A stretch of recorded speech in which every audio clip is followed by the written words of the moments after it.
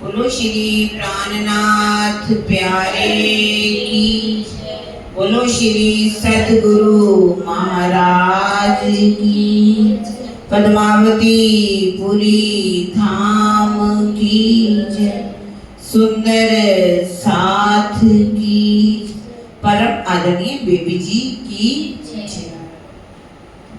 प्रथम लागू दो चरण को, धनिये न छुड़ायो खिन, लाख तली लालेड़ियाँ मेरे जीव के ही जीवन, इन पाँव तले पड़ी रहूं, धनी नजर खोलो बात न, पद न वायु निरखूं नेत्रे, मेरे जीव के ही जीवन, मेरे जीव के ही जीवन।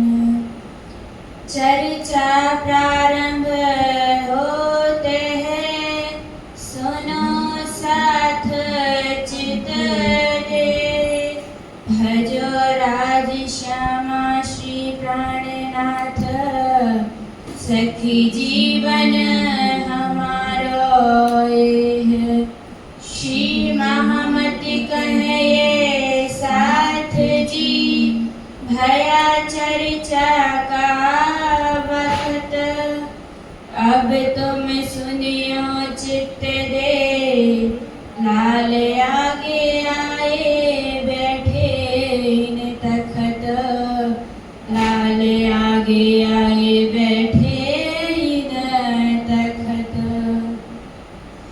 का पीछे आए रास में इंद्र जुग माया जागृत, कहाँ विरह विलास दो देके फिरे इत, देके फिरे इत।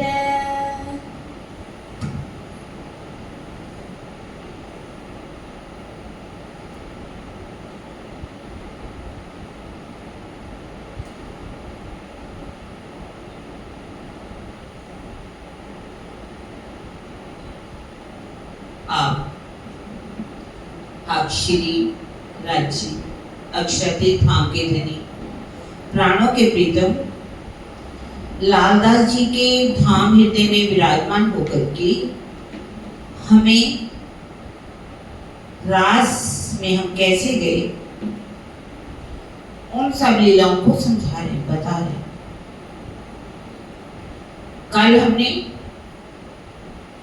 ब्रिज की लीला को सुना, बहुत अच्छी बात। 11 साल 52 दिन की लीला हमने कैसे की। 11 साल के बाद माया ने हमारे ऊपर कितना अपना जोर दिखाया, जब उन्होंने कहा कि चलो हम रास में चलते हैं, तो हमने कितने ऐसे ऐसे शब्दों का प्रयोग कर दिया। आप कामी हो, परपुरुष हो, नीलज हो, हम कुलवधुआ नारी हैं, हम आपके साथ कैसे जा सकते हैं।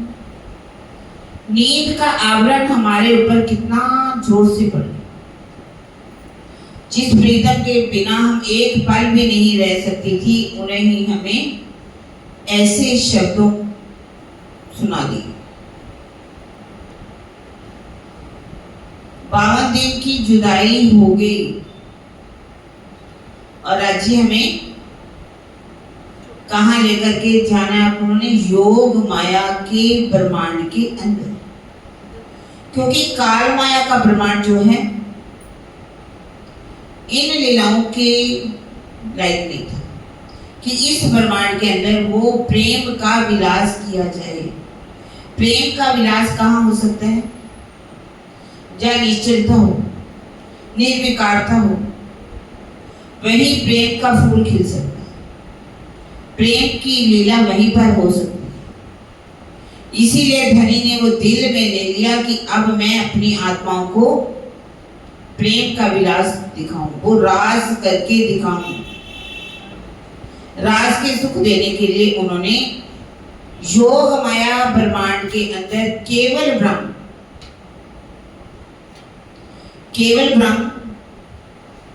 में जाकर के आनंद अंग योग माया को क्या कहा कि अब एक नया वृंदावन सजा दो। योग माया के द्वारा नया वृंदावन सजा दिया गया। वहां जाकर के उन्होंने सुंदर सा स्वरूप धारण किया, पीली पटोली जैसे पूरा अंग जो है ढक जाता है, पटके से कुछ बड़ा होता है। केसरिया रंग की इजार धारण की उन्होंने,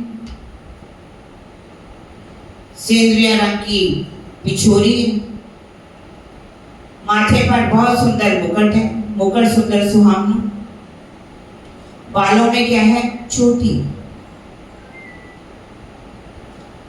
चोटी में कैसे फुंदन लगे हुए, फुंदों के नीचे घुंघरियां लटक रही हैं, हार पहन रखे उन्होंने, बाजू बंद, पूरा श्रृंगार किया हुआ, हाथ में बंसी, मुख की तरफ नीला रंग, बीच में लाल और नीचे उसका रंग क्या है आसमानी। जैसे ही बंसी बजाई, इतनी मोहक बंसी थी, इस बंसी की आवाज बैकुंठ में भी सुनाई दी, स्वर्ग में भी सुनाई दी। सभी देवी देवताओं ने इस बंसी को सुना और बंसी की आवाज काल माया के ब्रह्मांड में ब्रिज के अंदर जहां सब सखियां हैं वहां सुनाई दी। उस बंसी की आवाज को सुन करके बेचैन हुई सखियां, कल सुना कैसे तामसी सखियां जो है सब घर बार छोड़ करके भाग लेती। तामसी सखियों के बारे में सुना हमने कि तामसी सखियां का मतलब ये नहीं कि ईर्ष्यालु सखियां थी, झगड़ने वाली थी, क्रोधित थी, किसी प्रकार से वो तामसी थी। जो कुर्बानी में सबसे आगे हो वही तामसी सखी, और जिन्होंने श्रृंगार को सबसे ज्यादा महत्व दिया वो राजसी सखियां, आधा अधूरा श्रृंगार किया वो भी चल दी, और स्वासी सखियां कुछ लज्जा में थी, घर बार दिखाई दिया, जिस कारण से वो जल्दी से निकल नहीं पाई। घर वालों ने दरवाजे बंद कर दिए, सांकल चढ़ा दी, अब वो निकल नहीं पा रही। कैसे कह रही है दुनिया वालों, हे मेरे परिवार वालों, तुम क्या जानो ये बंसी की आवाज कहाँ से आ रही, मेरे प्रीतम मुझे पुकारे, तुम मेरे साथ ऐसा क्यों कर रहे हो, दरवाजे क्यों बंद कर रहे हो, मुझे जाने के लिए क्यों नहीं आप इजाजत दे रहे। उन्होंने विरहा में तड़फ तड़फ करके उस शरीर को छोड़ दिया और वो भी सब सखियों के साथ वृंदावन में पहुंच गए। वहां जाकर के कैसे उल्हाने के वचन सुने। धनी ने भी बड़े उथले वचन किए। उन उथले वचनों को सुन करके रायसी सखियां, स्वासी सखियां तो बेहोश हो गई। उन्होंने कहा आधी रात के समय तुम्हें क्यों आई हो, क्या प्रयोजन है आने का, क्या घर में सुख तो है, क्या कुलवंती नारी जो है, कुलवधुआ जो नारी है, आधी रात के समय अपना घर छोड़ करके आती है। तुम आधी रात को क्यों आई हो, तुम्हारे पति इंतजार कर रहे होंगे, तुम्हारे बच्चे इंतजार कर रहे होंगे, तुम्हारे घर में सास है, ससुर है, जिठानी है, देरानी है, तुम क्यों आई हो यहाँ पर। क्योंकि ऐसी कठोर बातें हम सुन नहीं पाए। तब इंद्रावती सखी और जो तामसी सखी है वो डट करके खड़ी रही। तब उन्होंने उनसे कहा कि आप वेदों के को तो बहुत बड़ा बड़ा भाषण दे रहे हो, आप बताइए, आप हमारे कौन लगते हो? आप हमारे कौन हो? तो उन्होंने कहा कि मैं तुम्हारा प्रीतम, आपका धनी हूं। जब आप हमारे धनी हैं, प्रीतम हैं, तो फिर जब आप सरल गुण संपन्न हैं, तो हम आपको कैसे छोड़ करके जा सकते हैं? हम आपके पास इसलिए आएंगे, आप हमारे प्रीतम। उन्होंने कहा मैं तो सिर्फ ये देख रहा था, तुम्हारे अंदर कुछ माया तो शेष नहीं, क्योंकि जहां थोड़ी सी भी माया हो तो वह रास नहीं खेली जा सकती। उस समय कितना सुंदर वृंदावन सजा हुआ था, उन्होंने वृंदावन दिखाया।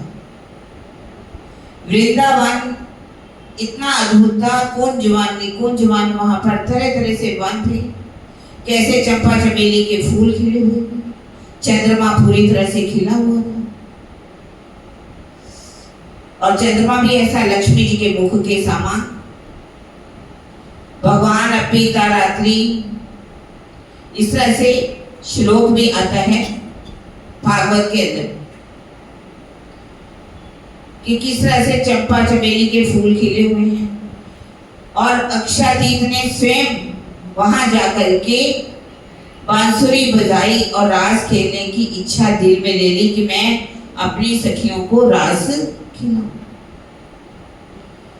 तैतृय उपनिषद में भी देखें तो रास का अर्थ बहुत सुंदर लिखा है, रसो वैसा, वो रस जो अक्षातीत के धाम हृदय में बस रहा हो, और वही रस जब सखियों के हृदय में भी बसने लगे, आनंद की लहरें उनके हृदय में भी चलने लगे, तो समझ लीजिए वो रास है। ओल्ड टेस्टामेंट में भी सुलेमान ने बहुत ही सुंदर शब्दों में वर्णन किया। उन्होंने आत्माओं को वधु और प्रीतम को वर के नाम से कहा है। न्यू टेस्टामेंट में भी अति सुंदर शब्दों में रास का वर्णन किया है।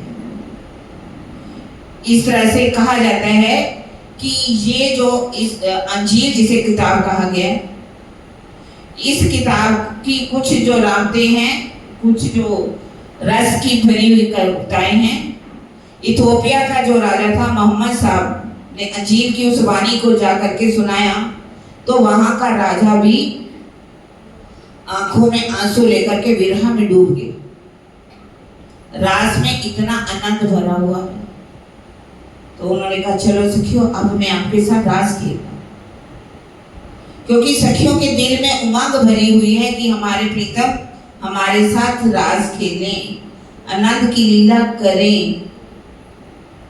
तो उन्होंने कहा कि सखियों, क्योंकि सखियों का श्रृंगार ही इतना सुंदर है,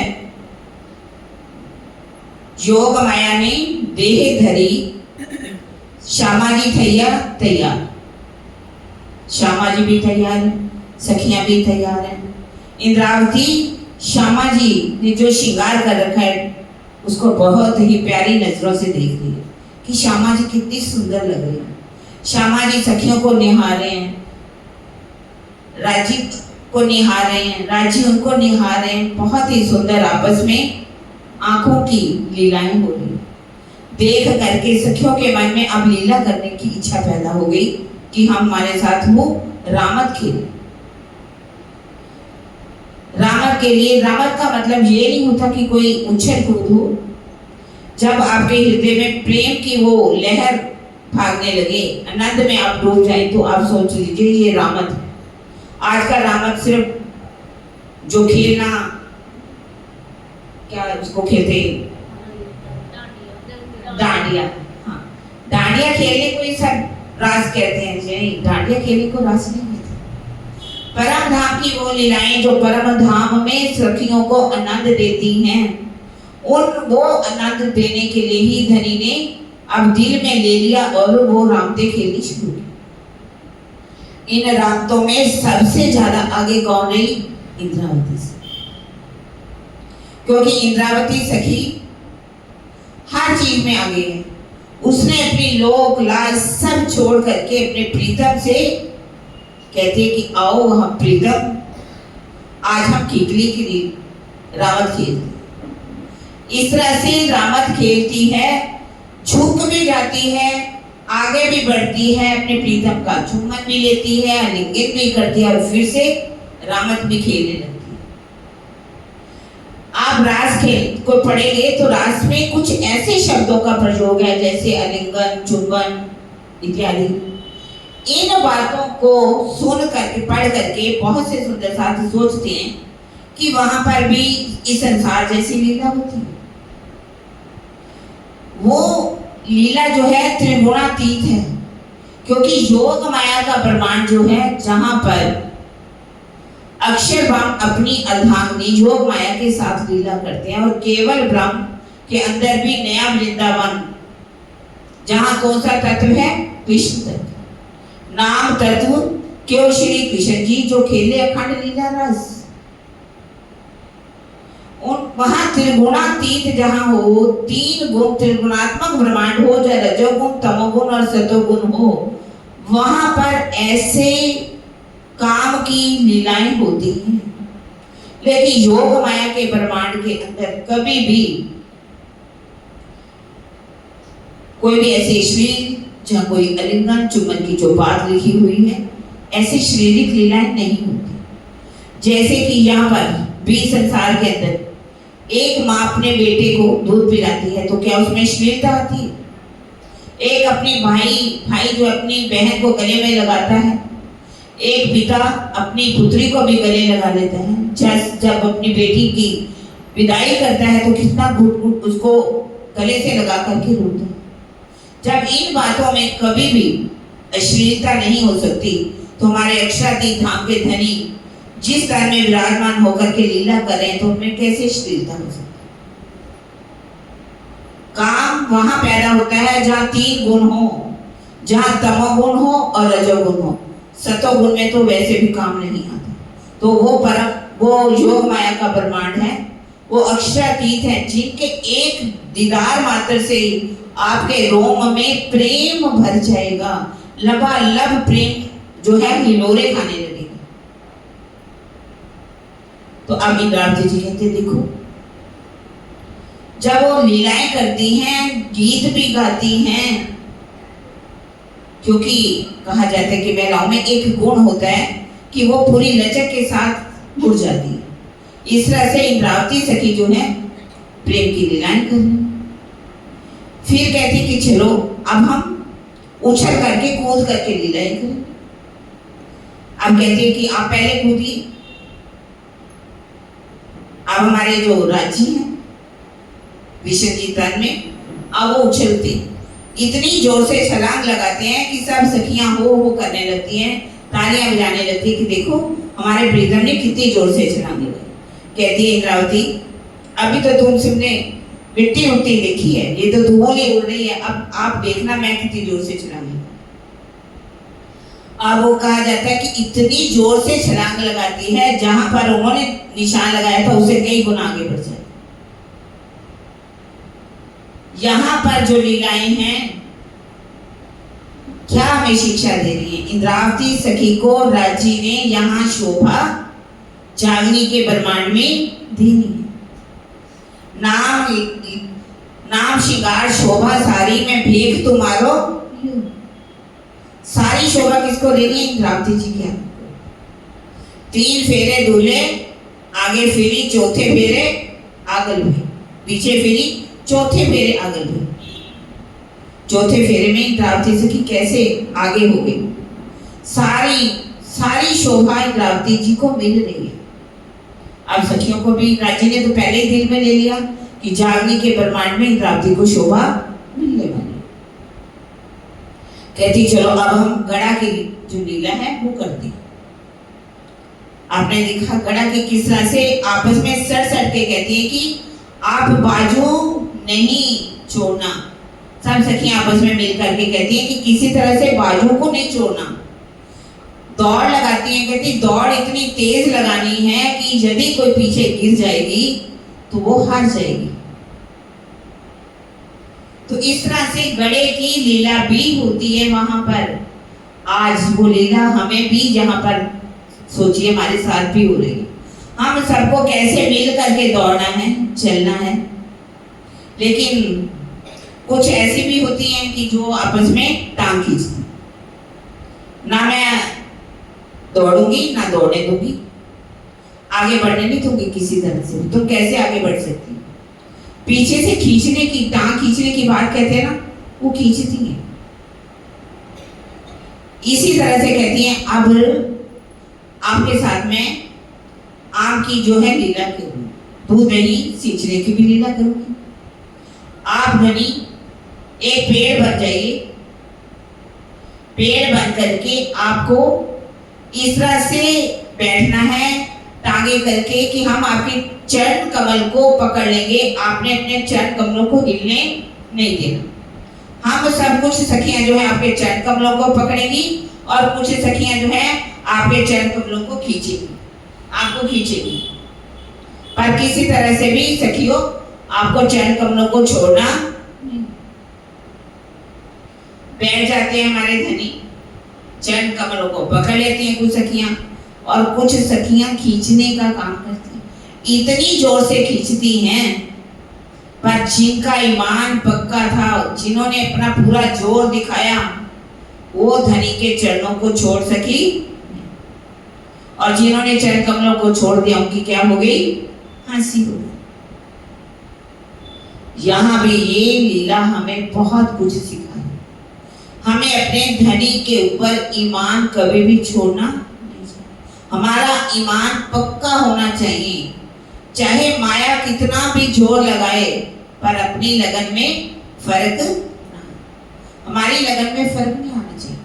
हमारा ईमान इतना पक्का होना चाहिए, कितना भी हमारे ऊपर कष्ट आए, कितना भी दुख आए, लेकिन हम अपने प्रीतम पर ईमान पक्का रखे। अकीन न छोड़े सुहागनी, जो पड़े अनेक विघन, प्यारी पीऊ के कारणे जीव को ना करे।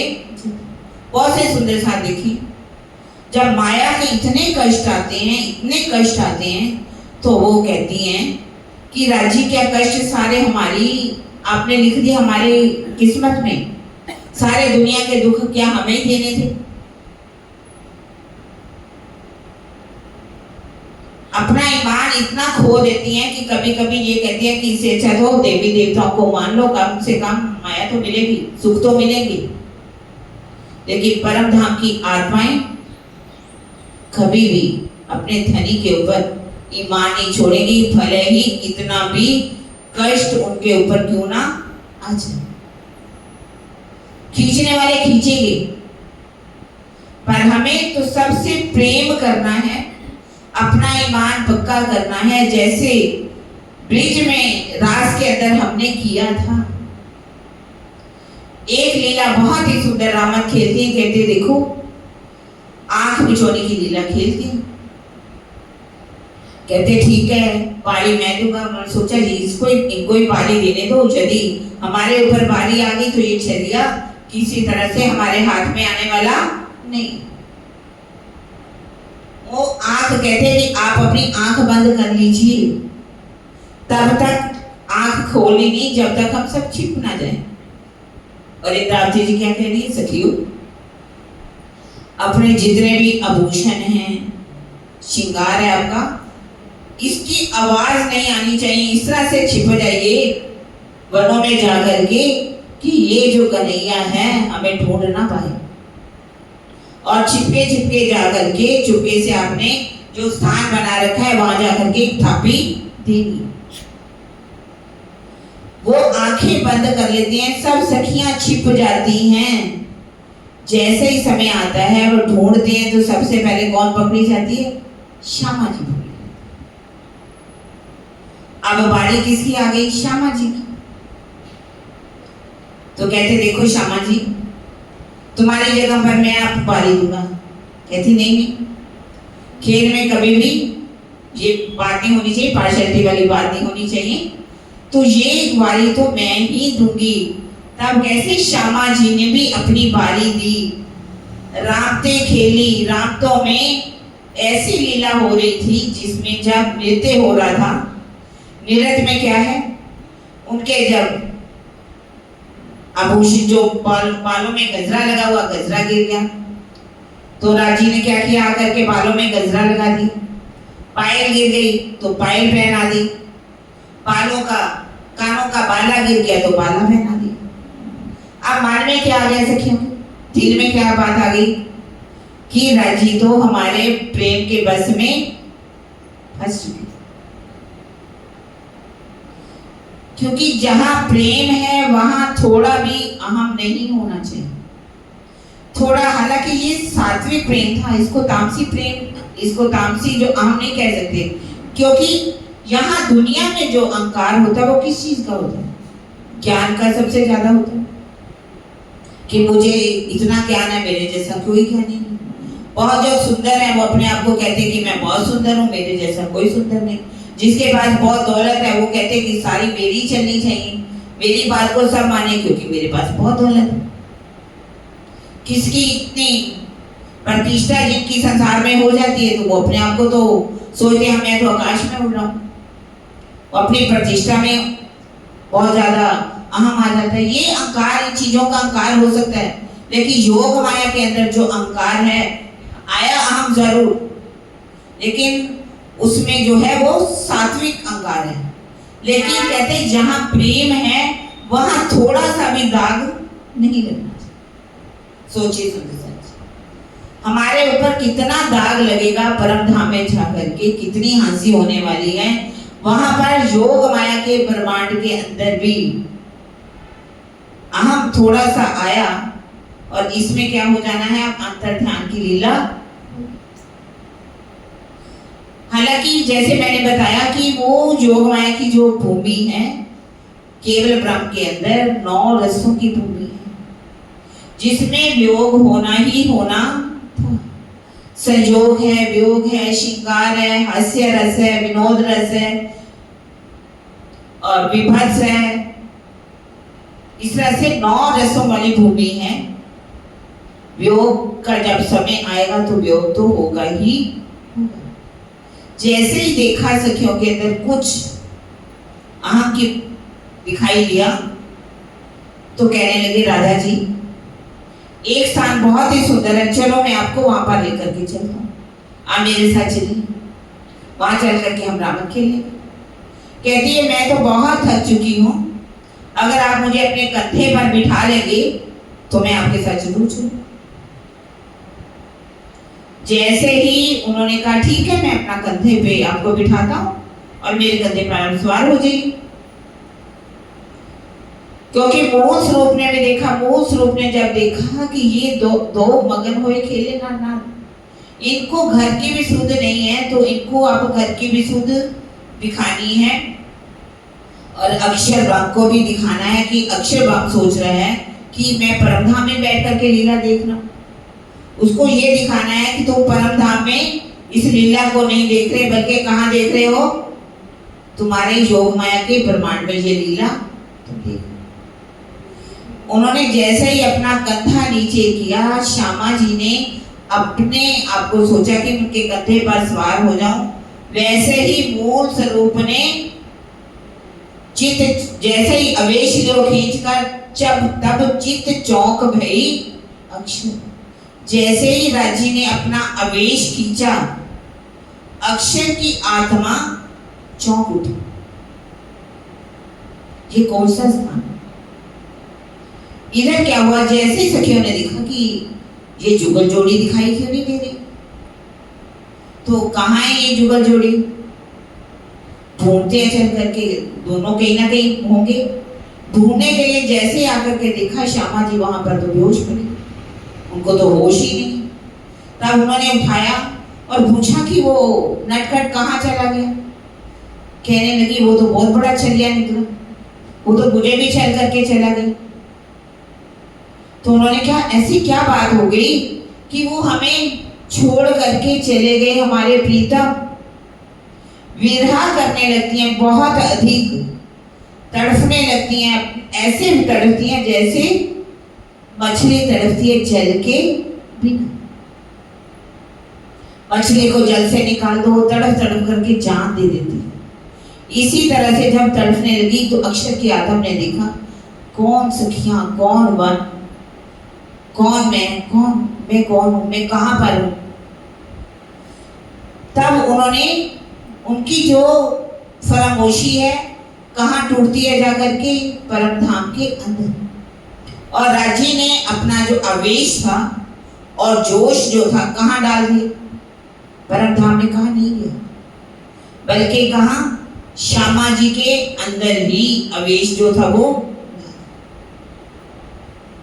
सखियां इतना तड़प रही हैं, घूम रही हैं, इधर उधर ढूंढ रही हैं, एक एक पत्ते से पूछती हैं, फूल से पूछती हैं, बेल से पूछती हैं कि क्या तुमने हमारे कान्हा को देखा, क्या तुमने हमारे कान्हा को देखा। कहीं बेल जो है अगर वृक्ष के साथ लिपटी हुई है तो उसको देख करके बिरहा करती, बेल तो कितनी किस्मत वाली, तू तो लिपटी पड़ी है अपने प्रीतम के साथ, और एक हम हैं अपने प्रीतम के बिना कितना तड़फ रही। क्योंकि यदि फूल बेल से अलग हो जाए तो फूल क्या है, कुमला जाता है। इस तरह से कह रहे हम तो अपने प्रीतम के बिना कुमला गई हैं, हम विरह में डूब रही हैं, हमसे ना जाने कौन सी गलती हो गई जिस कारण से हमारे प्रीतम हमें छोड़ करके चले गए। आपस में कहती है कहीं ना कहीं गलती तो हमारी जरूर हुई, हमसे कुछ गलती हुई है जिसके कारण हमारे प्रीतम हमें छोड़ करके चले गए। कहते कि ढूंढते ढूंढते ऐसा लिखा हुआ है कि वहां पर चारों तरफ उनको क्या दिखाई दिया, अंधकार ही अंधकार दिखाई। कुछ विद्वानों का क्या कहना है कि वो सखियां कहां पहुंच गई, अव्याकृत ब्रह्म के को पार करके निराकार का मंडल उनको दिखाई। ऐसा नहीं है, कभी भी सखियां जो है उस वृंदावन को छोड़ करके, वृंदावन केवल ब्रह्म के अंदर है, केवल ब्रह्म के अंदर बाद सबलिंग ब्रह्म है, सबलिंग ब्रह्म के बाद अव्याकृत ब्रह्म है, और उसके बाद आता है निराकार का मंडल। सखियां को अंधकार का एक नजारा दिखाया गया, क्योंकि जैसे कि यहाँ अभी हम बैठे हुए हैं, यहाँ ऊपर बल्ब के ऊपर काले काले कागज जो है लगा दिए गए, जो रोशनी आनी चाहिए वो रोशनी नहीं आएगी। रात की लीला हो रही है वहां पर, चंद्रमा खिला हुआ है वहां पर, तारे निकले हुए हैं वहां पर, लेकिन वहां अंधकार ही, थोड़ा अंधकार जो है दिखाया। ऐसा नहीं कि बिल्कुल अंधकार, ऐसा नहीं। सखियां कभी भी वृंदावन को छोड़ करके नहीं गई, वो कितना विरह करती हैं, हे विधाता तुमने हमारी किस्मत में ऐसी जुदाई क्यों लिख दी। विधाता जैसे शब्दों का प्रयोग करती है, देव का भी प्रयोग करती है, देव। लेकिन यहाँ पर वेद पुराणों के हिसाब से देखेंगे तो विधाता जो है ब्रह्मा जी को कहा, देव जो है अपने भाग्य के अंदर जो लिखा गया उसके लिए कहा गया कि तुमने हमारे भाग्य के अंदर ऐसा क्यों लिख दिया। पर वो अपने प्रीतम को ही याद कर रही है। इसका मतलब नहीं कि वो विधाता ब्रह्मा जी को क्यों याद करेगी, ब्रह्मा जी की बात यहाँ पर नहीं है। हाँ, थोड़े बहुत जो उनके जीव उनके साथ जुड़े हुए थे, क्योंकि जीव कौन थे, 12,000 तन थे जिनके अंदर ब्रह्म आत्माएं थी, और अक्षर ब्रह्म की दो सुरताएं भी उनके अंदर विराजमान थी, आत्मा भी थी, उनके जीव, क्योंकि आत्माएं जीवों के साथ आई थी, लेकिन कुमारिका सखियां के जीव साथ में नहीं आए थे, सिर्फ सुरताएं आई थी। उनको कोई तन वहां पर नहीं मिला, उन्होंने इच्छा की थी लीला देखने के लिए, उन तन के अंदर दो कुमारिका सखियां भी विराजमान होकर के उस लीला का आनंद ले रही थी। और कृष्ण जी के तन में जो तन था वहां पर अब विष्णु भगवान का जीव नहीं था, अक्षर की आत्मा थी, राज्य का आवेश था, धनी का जोश था। लेकिन वहां पर कई कहते हैं कि वहां पर विष्णु का जीव था, नहीं, वहां पर विष्णु के जीव की कोई जरूरत नहीं। योग माया का प्रमाण है, योग माया में जीवों की जरूरत नहीं पड़ती। वो नूरी तन था, उस नूरी तन में राजी स्वयं बैठ कर के लीला कर रहे थे। अब जब जैसे ही आवेश खींचा गया, राजी ने अपने मूल स्वरूप में अपना आवेश खींचा, अक्षर की आत्म चौंक उठी और अक्षर की आत्म वहां पर जैसे ही जागृत हुई। ऐसा नहीं कि अक्षर की आत्म जो है वहां पर दो प्रकार की वाहिदत है, ध्यान देना। एक है सत की वाहिदत और एक है आनंद की वाहिदत। सत की वाहिदत में कौन आते हैं? अक्षर ब्रह्म। और अनंत की जो वाहिदत है उसमें आते हैं आत्माएं, श्यामा जी। और कौन आती है? महालक्ष्मी जी। जो महालक्ष्मी है ना, वो भी अनंत की वाहिदत में आती है। तो इसलिए सत की वाहिदत जो है, सत अक्षर ब्रह्म जो है, वहां पर उसने लीला को याद किया। मैं कहाँ लीला को देखना था, तो उनको बता दिया गया कि तुम अपने ही ब्रह्मांड में उस लीला को देख रहे थे, अब तो परम धाम के अंदर हो। तो मूल रूप से उन्होंने कहा कि जो मैंने लीला देखी उस लीला को आप अखंड कर दीजिए।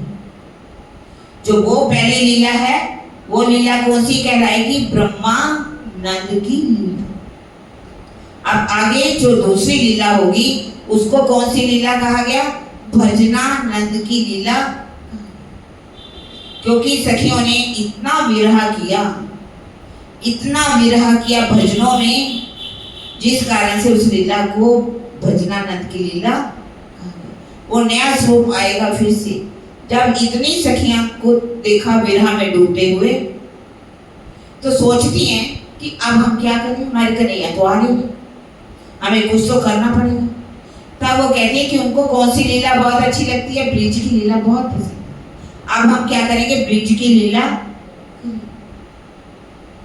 ब्रिज की लीला करने के लिए कहते कि कृष्ण जी कौन बनेगा? अब कृष्ण जी किसको बनाया गया? इंद्रावती जी। श्यामा जी तो है, सखियां तो हैं, और कुछ सखियां अगासुर बनी, बगासुर बनी, पूतना बनी, नंद बाबा बनी, यशोदा मैया बनी, देवकी बनी, कंस भी बनी। और जिन जिन सखियों ने कौन सा रोल किया? राक्षसों का, असुरों का। वो सखियों की आत्माएं कहां पर आएंगी? यहां पर वो भी आत्माएं आई। उन्होंने रोल ऐसा किया था जिस कारण से वो आकर के मुसलमानों के तनों में प्रवेश करेंगी, असुरों का रोल करने की वजह। और कई सखियों ने ये सोचा था, जिन्होंने कि हमारे जो घर वाले हैं, इन्होंने तो हमें, हमारे पति जो है हमें जाने नहीं देते, घर से हमें परेशान करते हैं, अगर हम भी इनके पति होते तो हम भी इनसे बदला लेते। अब इस जागने के ब्रह्मांड के अंदर वो पति बने। इस तरह से सबको रोल दे दिया गया। ब्रिज के अंदर जैसे जैसे रोल किया, अब वो वहां पर वैसे ही नंद बाबा बन गए, यशोदा मैया बन गई, देवकी, वसुदेव, कंस, जो वहां पर लीला हुई थी ब्रिज की लीला करनी है, अंदर विरह भरा हुआ हो, इतना बेशुमार भरा हो, तो हंस हंस करके हमने लीला करनी हो तो कितनी मुश्किल वाली बात है। घर में भी आप देखते हैं कभी कभी परिवारों में भी बहुत झगड़ा हो जाता है, पति पत्नी में भी झगड़ा हो जाता है। लेकिन जैसे ही कोई ऐसा घर वाले आ जाए, हमारे चाहे पत्नी के घर वाले आ जाए या पति के घर वाले आ जाए, जैसे रिश्तेदार हो जाए, भले ही घर में डंडे पड़ रहे थे, लड़ाइयाँ हो रही थी, गाली गलौज हो रहा था, लेकिन सामने तो नहीं ऐसा दिखाते। वहां पर कैसे करते? हंस हंस के ऐसे बोलेंगे जैसे हमारे बीच में कोई बात हुई। अंदर विरहा भरा हुआ है, विरहा में डूबे हुए हैं, लेकिन पूरी ब्रिज की लीला को दोहरा रहे। पूरी लीला जब हो गई, जैसे ही 11 साल 52 दिन तक की लीला हुई, और उन्होंने कहा कि अब मुझे वृंदावन जाकर के केवल ब्राह्मण कैसे योग माया के अंदर प्रवेश करके बंसी बजानी। उन्होंने उस समय कहा जाता है एक लाइन खींच दी, लाइन खींच करके कहा ये काल माया का ब्रह्मांड और ये योग माया।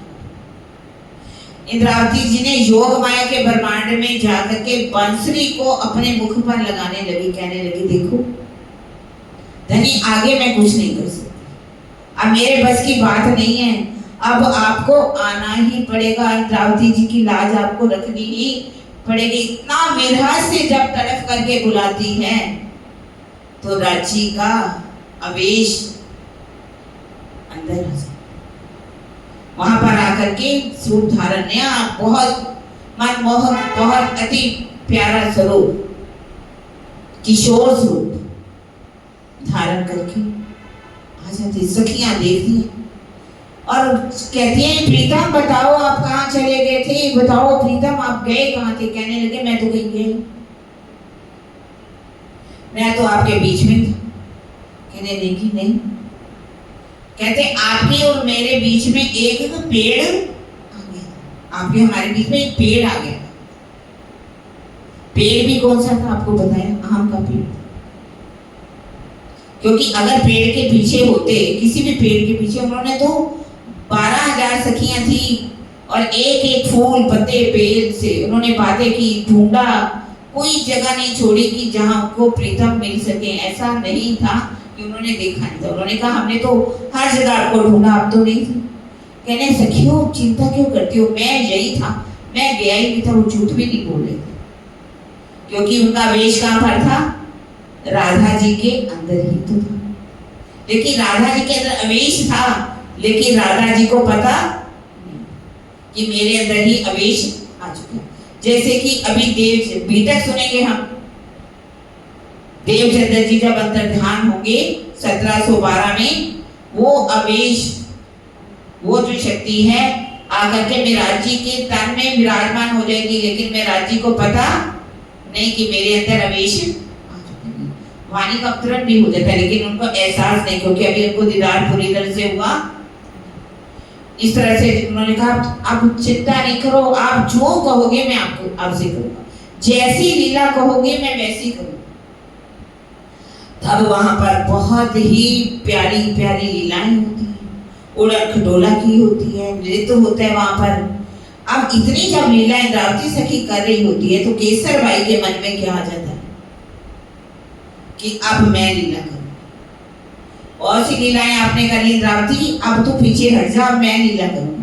कहते देख तू रंग में भंग मार डाल। इंद्रावती जी कहती हैं तू रंग में भंग मार डाल, मैं अपने प्रीतम के साथ लीला कर रही हूँ, तू कैसे मेरे पास मुझसे छीन सकती है। कहती छीन को तो मैं छीन तो लूंगी, आप देख लेना।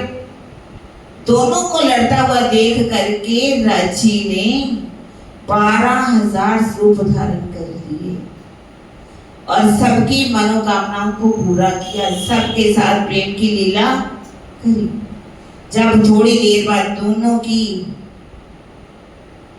नजर मिली तो दोनों की नजरें झुक गई। हम क्यों लड़े आपस में, तो यहाँ पर भी हमें शिक्षा तो लेनी पड़ेगी ना। हमारी आंखें तो नहीं झुकनी चाहिए, हमें आपस में प्रेम तो करना चाहिए, सबको प्रेम करना चाहिए। जो जो प्रीत होत है साथ में, त्यों त्यों होत मोहि को सुख। जो जो क्रोध बढ़त है साथ में, त्यों त्यों होत अंतवाही को दुख। हमें दुख होगा यदि हम प्रेम करेंगे। राजी क्या कह रहे, तारतम सब समझे धाम सैया हम बैन, तो भी क्रोध छूटे नहीं, ये भी लगे दुख।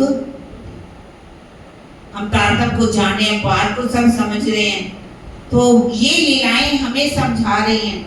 9 रसों की भूमि है, केसर बाई को भी क्रोध आ गया, लड़ाई हो गई आपस में, क्योंकि वहां पर भी 9 रस थे, तो 9 रसों में ये भी एक रस था जो लीला होनी थी। हास्य की भी लीला हो रही है, विनोद की भी लीला हो रही है, करुणा की भी लीला हो रही है, सब तरह से रसों की लीला हो रही है।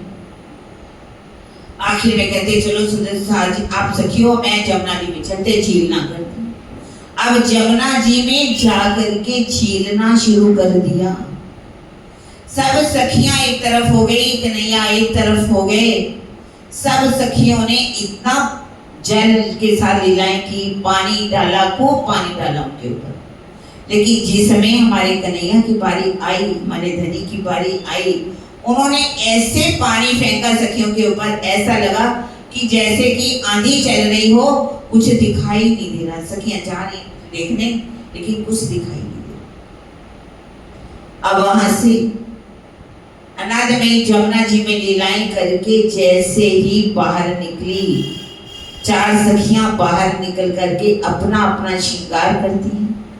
4 सखियां राज्य का श्रृंगार करती हैं और 4 सखियां श्यामा जी का श्रृंगार। राज्य का जब श्रृंगार सज गया तो राज्य कहाँ आए? श्यामा जी की चोटी गूंथी। उन्होंने बहुत सुंदर चोटी गूंथी और किस सिंहासन पर बिठाया?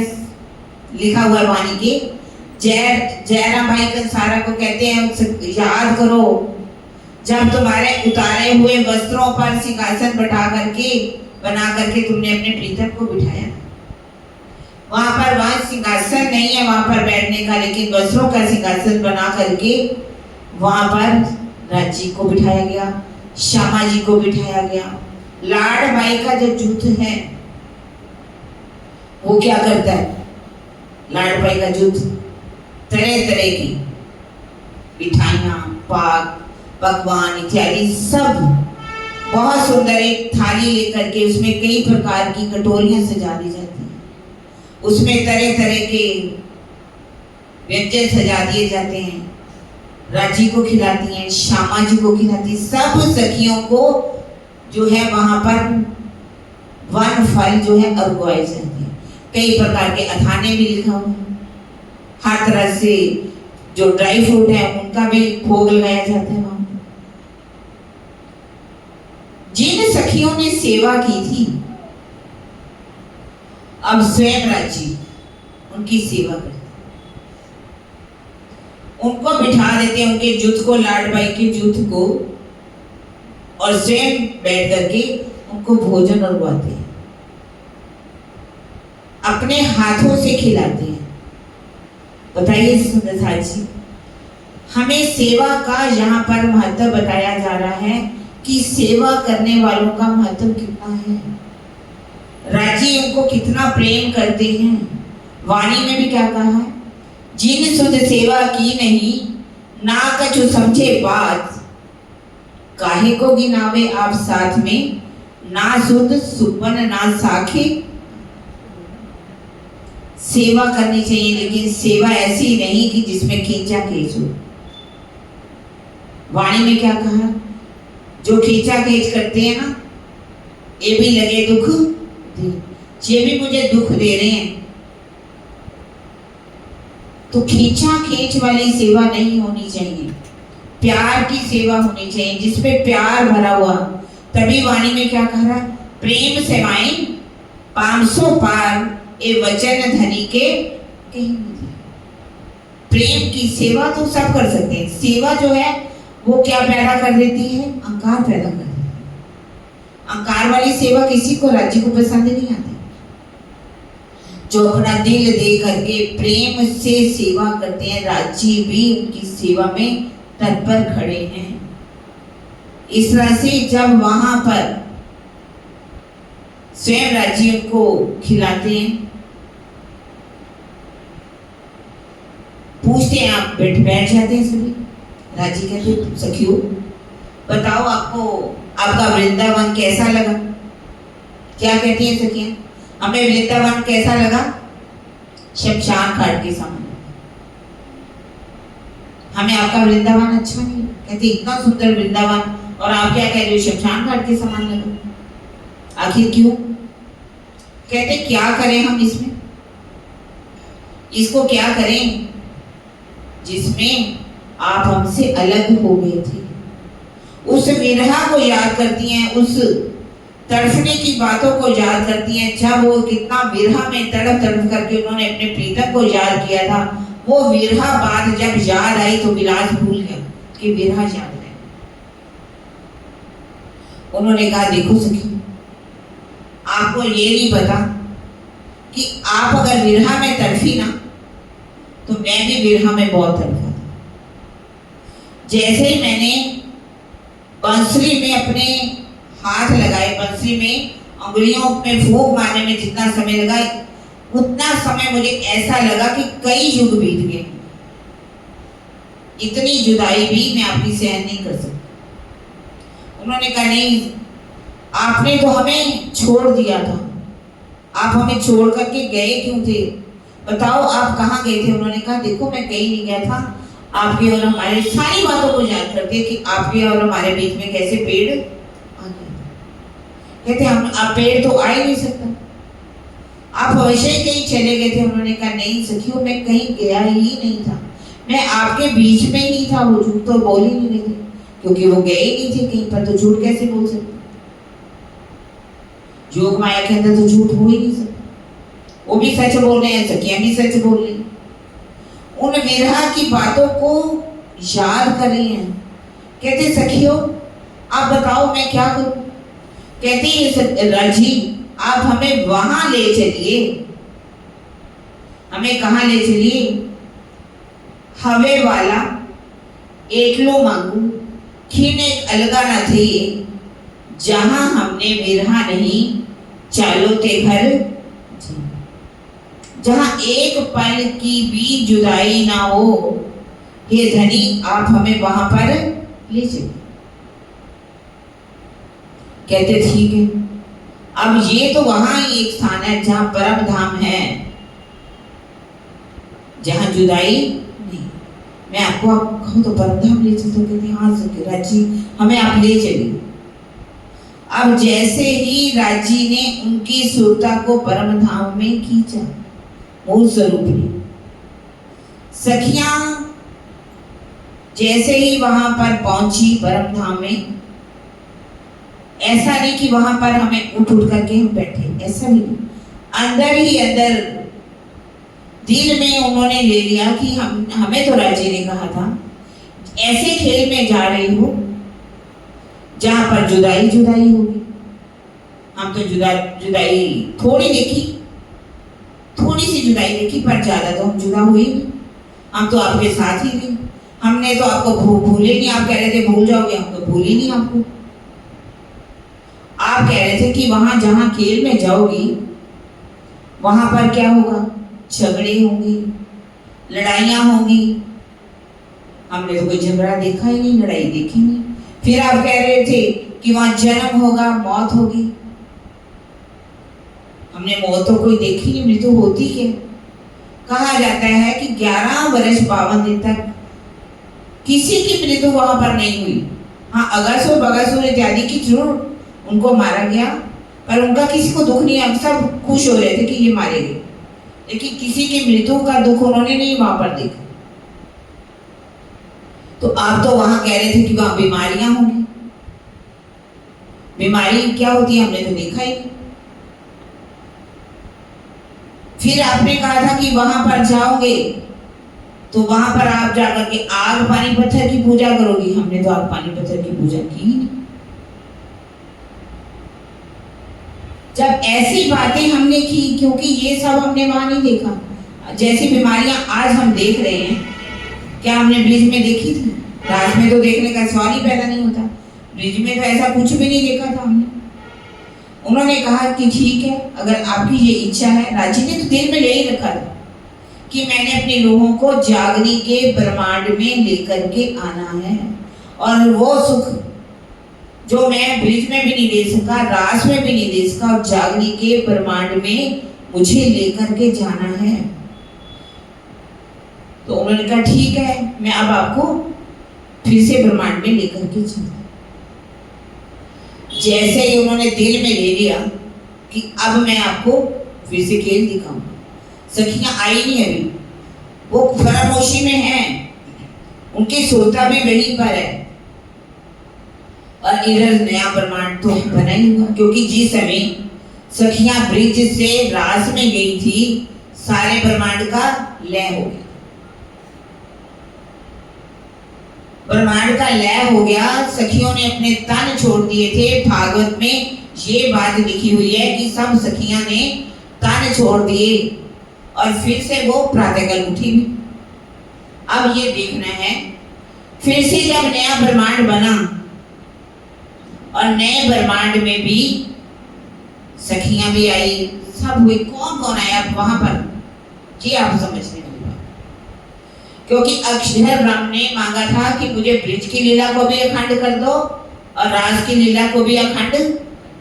ब्रिज की लीला भी अखंड कर दी गई और रास की लीला भी अखंड कर दी गई।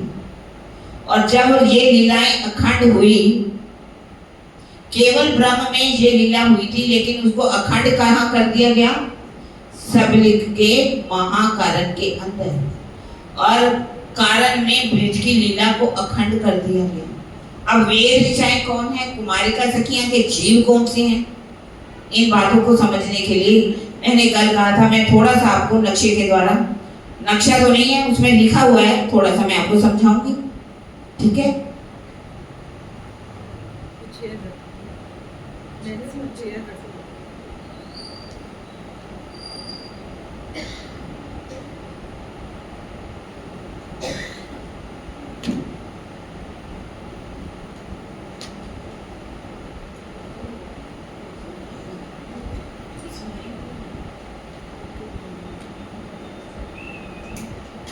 देखिए, अक्षर ब्रह्म कहाँ रहते हैं? परम धाम के अंदर। लीला कहाँ होती है उनकी? योग माया के ब्रह्मांड के अंदर। उनका जो अंतःकरण है, जिसको कहा गया है मन, चित्त, बुद्धि और अहंकार। मन को कहा गया अव्यक्तिक ब्रह्म, और सबलिंग जो है वो चित्त का स्वरूप है, केवल ब्रह्म अनंत का स्वरूप है, और सत्य स्वरूप जो है अहम का स्वरूप है। मन, चित्त, बुद्धि, अहंकार, अहम, जो भी बातें अखंड होती हैं हमारे अंदर में, बुद्धि में जो भी बात है उसको अखंड कहाँ होती है? चित्त के अंदर। हम यहाँ पर जो भी कुछ कर रहे हैं ना, जो भी कुछ कर रहे हैं, तो वो कहाँ हमारी बातें अखंड हो रही हैं? चित्त के। बुद्धि के अंदर कभी भी बात अखंड हो सकती नहीं, इसीलिए इसको चित्रगुप्त भी कहा गया। क्या कहा गया? चित्रगुप्त। कुछ लोग कहते हैं कि जब उनकी मृत्यु होती है ना, मृत्यु हो जाए, तो मृत्यु के बाद वो जो बड़े जम होते हैं वो क्या करते हैं, उनके बड़े बड़े देखते हैं कि इन्होंने क्या किया, इनके कर्म कैसे हैं, इन्होंने अच्छे कर्म किए, बुरे कर्म किए, तो वही खाते। ऐसा कुछ नहीं होता। लाखों, आप देखिए कितनी अरब की हमारी संख्या है, कितने ही चींटियां लाखों करोड़ों की संख्या में एकदम मर जाती है। कई युद्ध में जाकर देखो तो कितने लोगों की मृत्यु हो जाती है, तो सबकी वो चित्रबुद्धि कहाँ देखते फिरेंगे? हमारा अपना भी चित्त है, हमारा अंतःकरण है, जिसमें मन भी है, चित्त भी है, बुद्धि भी है, अहंकार भी है। आगे क्या? स्थूल, सूक्ष्म कारण, महाकारण क्या? जैसे जैसे लीला हमारी भीतर बढ़ेगी तो उसमें समझाया जाएगा स्थूल किसे कहते हैं, सूक्ष्म किसे कहते हैं, कारण किसे कहते हैं, महाकारण किसे। अब यहाँ पर मन जो है अव्यक्तित ब्रह्म है, लीला हमारी हुई केवल ब्रह्म के अंदर। केवल ब्रह्म के अंदर जहाँ नया ब्रह्मांड बना वृंदावन, वहां पर लीला हुई, पर उसको अखंड कहाँ किया गया? अक्षर में। वहां पर अखंड नहीं हो सकती ना, बुद्धि में तो अखंड नहीं हो सकती। चित्त के अंदर, सबलिंग ब्रह्म के अंदर महाकारण है, महाकारण। महाकारण में कौन सी लीला अखंड हुई? रास की। और यहाँ पर कारण के अंदर कौन सी लीला अखंड हुई? ब्रज की लीला। इसका जो प्रतिबिंब है ना, इसका जो प्रतिबिंब है वो कहां पर पड़ा? अव्यक्त ब्रह्म के अंदर। स्थूल है, सूक्ष्म है, कारण है, महाकारण। इसमें भी शुद्ध स्वरूप माना जाता है। शुद्ध महाकारण के अंदर जो रास की लीला हुई, महाकारण में जो अखंड था उसका प्रतिबिंब पड़ा, और ब्रज की लीला का अखंड जो प्रतिबिंब कहां पड़ा? कारण में, शुद्ध कारण के अंदर। समझ आ रही है? थोड़ी सी आ रही है कि नहीं आ रही? मैंने बताया, देखिए मन है, चित्त है, बुद्धि, अहंकार। मन को कहते अव्यक्त ब्रह्म, और चित्त को कहते सबलिंग ब्रह्म, और हमारी बुद्धि को कहते हैं केवल ब्रह्म, जहाँ अनंत की लीला हुई। और अहम का स्वरूप क्या है? सतस्वरूप ब्रह्म। ठीक है, लीला बुद्धि के अंदर हुई, केवल ब्रह्म के अंदर, वृंदावन के अंदर, लेकिन वहां पर उसको लीला को डिग्रेड कर दिया गया, नीचे कर दिया गया चित्त के अंदर। जैसे मैंने कहा, हमारे चित्त के अंदर सारे जो कर्म किए, हमारी एक एक बात जो है वो चित्त के अंदर अखंड है, सबली के अंदर, समझ लीजिए। तो उसके अंदर ही अक्षर ब्रह्म ने अखंड कर ली। अक्षर ब्रह्म ने राज की लीला को भी अखंड कर लिया, महाकारण से कहा गया, और कारण में ब्रज की लीला को अखंड कर दिया सबली के अंदर, चित्त में। उसका प्रतिबिंब मन के ऊपर भी तो पड़ेगा ना। जो बात हमारे चित्त में आती है तो हमारा मन जो है उसको देखता है, समझता है ना, वो संकल्प विकल्प करता है, तो उसका प्रतिबिंब पड़ा यहाँ पर मन के अंदर, अव्याकृत ब्रह्म के अंदर। समझ आई? अब जब उस मन में उसका प्रतिबिंब पड़ा तो नीचे ही 4 वेदों का स्थान है स्थूल के अंदर। 4 वेदों का मालूम है ना, ऋग्वेद, सामवेद, यजुर्वेद। अच्छा, 4 वेदों के बारे में सब जानते हैं। इन 4 वेद, यहाँ पर जो 4 वेद है ना, इस संसार में जो 4 वेद आए हैं उनको स्थूल कहा गया, स्थूल में। और सूक्ष्म में ब्रह्मा जी के अंदर, कहते हैं ना ब्रह्मा जी के 4 मुख हैं, तो 4 मुखों से अपने वेद को पढ़ते रहते हैं, वो हो गए सूक्ष्म में। और कारण में वेदों का स्थान कहां पर, वेद कहां पर है? आदि नारायण के अंदर। और मुख्य जो 4 वेद हैं महाकारण में यहाँ पर हैं। असल में 4 वेद जो हैं अव्याकृत ब्रह्म के अंदर, मन के अंदर इनका स्थान है। ये पुरुष रूप में है, आत्म रूप में, समझ लीजिए। जब इन्होंने देखा कि ऊपर रास जो है बहुत सुंदर हो रही है लीला, उसका हालात प्रतिबिंब देख रहे हैं, वो उस प्रतिबिंब को जैसे उन्होंने देखा तो सोचने लगे, अरे इस लीला को तो हमें भी अगर देखने को मिले, करने को मिले तो कितनी अच्छी बात है। तो इन्होंने वहां जाकर के प्रार्थना की कि हम भी इस लीला को करना चाहते। वेदों ने कहा कि हम इस लीला को करना चाहते। अब दिल में तो हो ही चुका था कि फिर से एक लीला होनी है, प्रतिबिंब की लीला तो होनी थी। हमारी जो लीला हुई वो रात्रि का कोई और छोर नहीं है, कुछ पता नहीं वो कितनी बड़ी रात्रि है, जहां दिन रात लीला चलती रही, आज भी चल रही है। हम उस लीला को चितवन के द्वारा देख सकते हैं।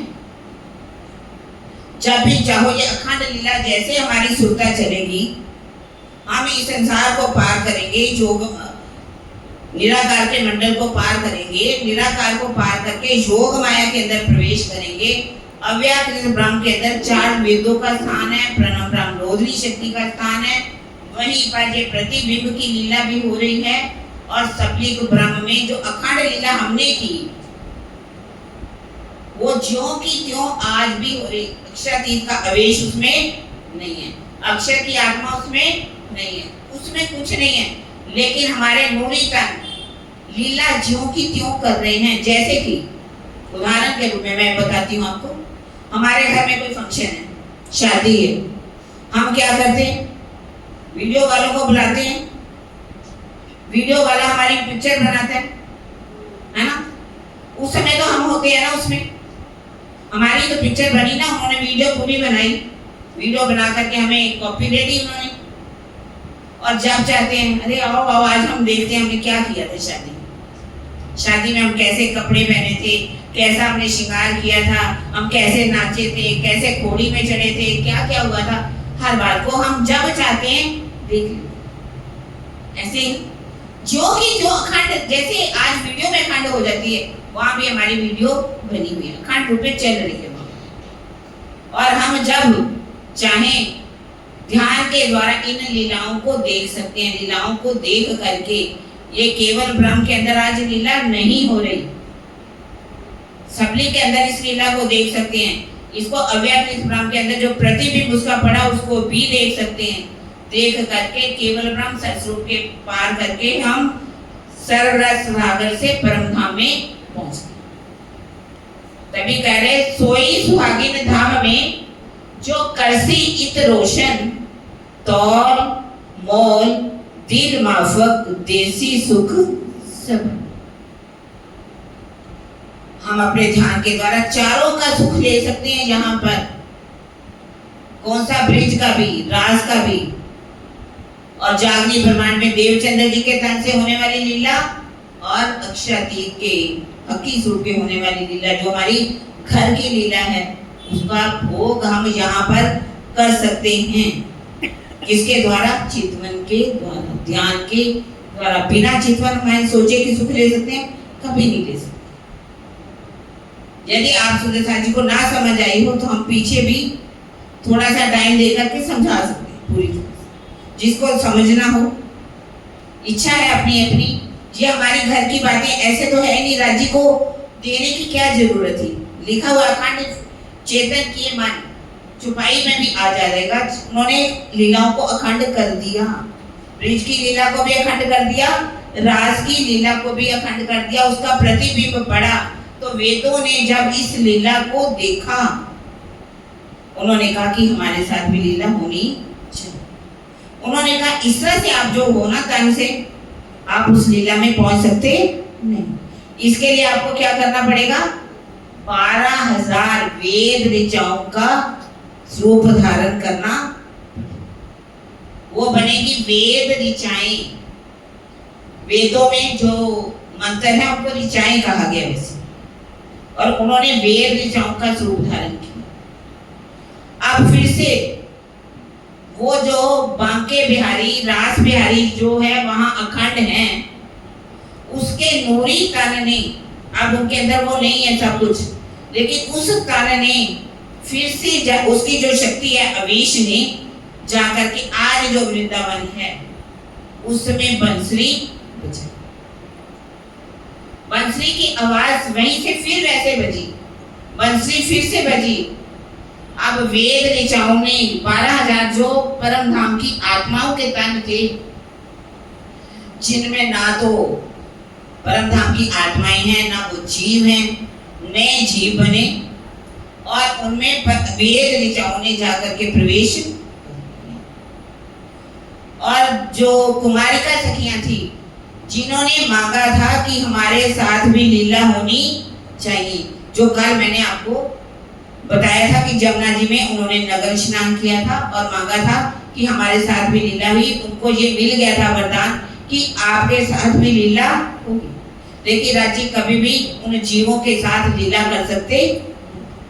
अब रही कुमारिका सखियां के जीव जो कि सबलिक के राज के अंदर अखंड थे, वो वही जीव की सुरता अब जो नई कुमारिका सखियां हैं उनके अंदर आकर के प्रवेश।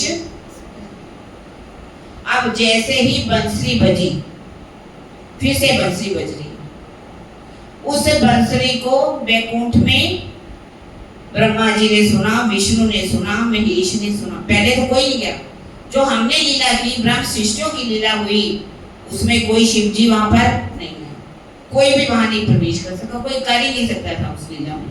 लेकिन यहाँ जो दूसरी लीला हो रही है, प्रतिबिंब की जो लीला हो रही है, उसके अंदर जब बंसरी बजी तो कुमारिका सखियां और वेद ऋचाएं सखियां, वेद ऋचाएं समझ आ गई ना आपको? वेद ऋचाएं कौन सी कही गई? वो वेद ऋचाएं सखियां 12,000 हैं और 24,000 कुमारिका सखियां की जीवों की जीव है। अब वो 36,000 का मेला पूरा ही। ब्रिज में भी 12,000 और 24,000 का था, 36,000 का। रास में भी 12,000 वो थी तो 24,000 सुरताएं थी, 36,000 थी। अब नया प्रतिबिंब की लीला हुई, उसमें भी 36,000 है। 12,000 वेद ऋचाएं और 24,000 कुमारिका सखियां, ठीक है। वो भी भागती वैसे ही पहुंचती, वहां पर बंसरी बजी, इस वृंदावन में पहुंची, और उस वृंदावन के अंदर शिव जी भी गए पार्वती के साथ। वहां भी लीला जब हो रही थी तो शिव जी कहने लगे, देखो पार्वती, मुझे तो इस लीला को चलना, मुझे भी ले चलो। वो क्या कह रहे हैं, पार्वती क्या कह रही कि नहीं, देखो शिव बोले वहां पर कोई भी पुरुष का प्रवेश ही नहीं, आप कैसे जा सकते? कहते नहीं, मुझे तो जाना है, आप मुझे भी क्या करो, गजरा लगा दो, साड़ी बांध दो, चूड़ा बना दो, मुझे भी ले चलो। तो वो बहुत पार्वती मना करती है, लेकिन वो क्या क्या कहते हैं कि मुझे तो जाना ही जाना। तो इसको मैं आपको भजन के रूप में सुनाऊंगी, ठीक है। जैसे सुंदर सा जी, मेरी आवाज बहुत अच्छी नहीं है, लेकिन मैं भाव से गाऊंगी, भाव को पसंद करना। आप शायद सबको सुना भी होगा।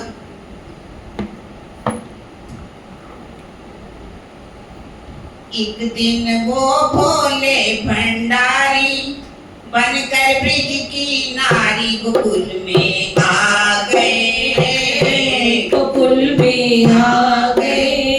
एक दिन वो भोले भंडारी बनकर ब्रिज की नारी गोकुल में आ गए, गोकुल में आ गए हैं। पार्वती ने मना के हारी, ना मने भंडारी गोकुल में आ गए, गोकुल में आ गए हैं। पार्वती से बोले मैं भी चलूंगा तेरे संग में, पार्वती से बोले मैं भी चलूंगा तेरे संग में, राधा संग शाम नाचे मैं भी नचूंगा तेरे संग में,